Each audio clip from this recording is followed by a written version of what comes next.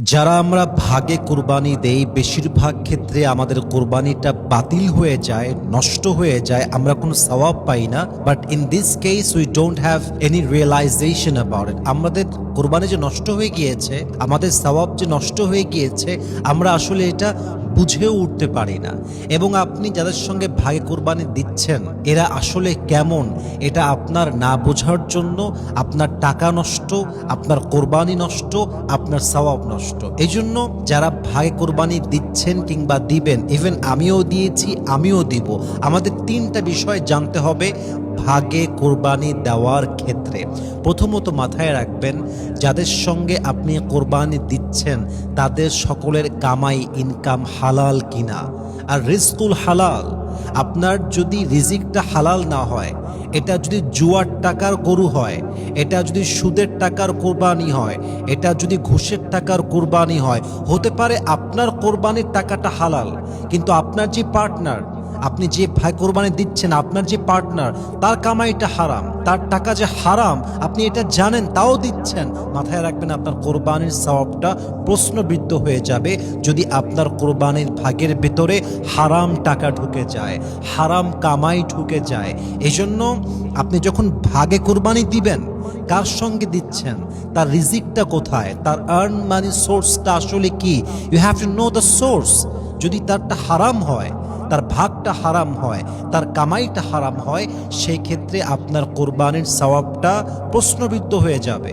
আপনার কোরবানি কবুল হবে কি হবে না এটা প্রশ্নবিদ্ধ হয়ে যাবে। অতএব মাথায় রাখতে হবে, আমি যার সঙ্গে শরিকে আছি, যার সঙ্গে আমার কোরবানিটা আমি ভাগে দিচ্ছি, আদৌ তার ইনকামটা হালাল কিনা জানতে হবে।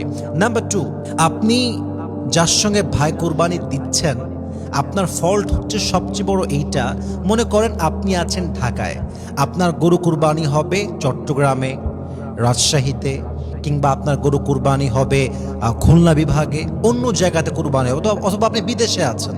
এখন আপনি টাকা পাঠিয়ে দিলেন, বললেন যে এই কোরবানিটা দিয়ে দিও।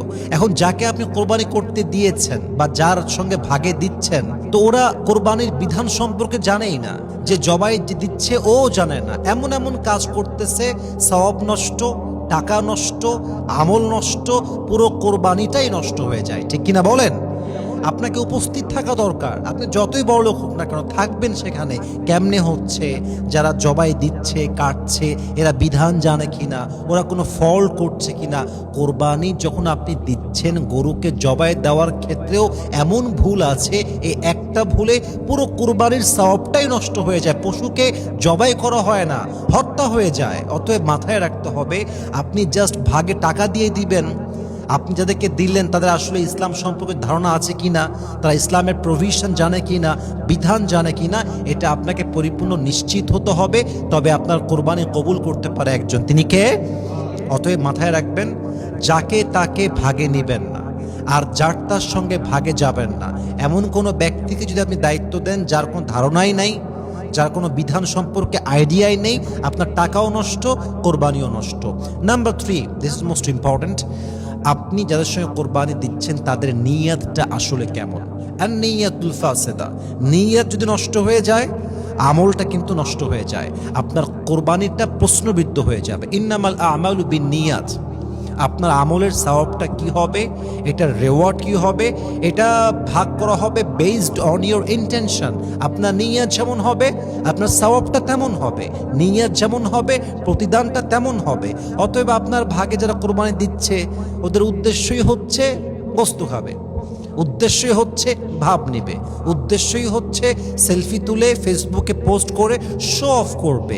তাহলে আপনি যাদের সঙ্গে কোরবানিটা দিচ্ছেন, এই পশুর মাঝে আপনার যে সওয়াবের ভাগটা ছিল, এটা যে সওয়াব আপনি পেতেন, আপনার সওয়াবটা প্রশ্নবিদ্ধ হয়ে যাবে। অতএব এমন কোনো ব্যক্তিদের সঙ্গে যাবেন না যারা কোরবানির নামে শো অফ করে, যাদের কাছে কোরবানি একটা শো অফের মতো, যাদের নিয়াতে সমস্যা, যাদের ইনকামে সমস্যা, যাদের মাঝে ইসলামের কোনো জ্ঞান নেই, প্রভিশন নেই, বিধান সম্পর্কে কোনো আইডিয়া নেই, এমন লোকের সঙ্গে কোরবানি দেওয়া যাবে না। অতএব আমার কাছে মনে হয় সবচাইতে উত্তম পন্থা হচ্ছে একা কোরবানি দেওয়া। যদি সাধ্য না থাকে তখন ভাগে যাবেন, তবে কার সঙ্গে যাচ্ছেন এটাও হিসাব করে নেওয়া। আল্লাহ আমাদের সবাইকে মানা বোঝা আমল করার তৌফিক দান করুক, পরে সবাই আমিন।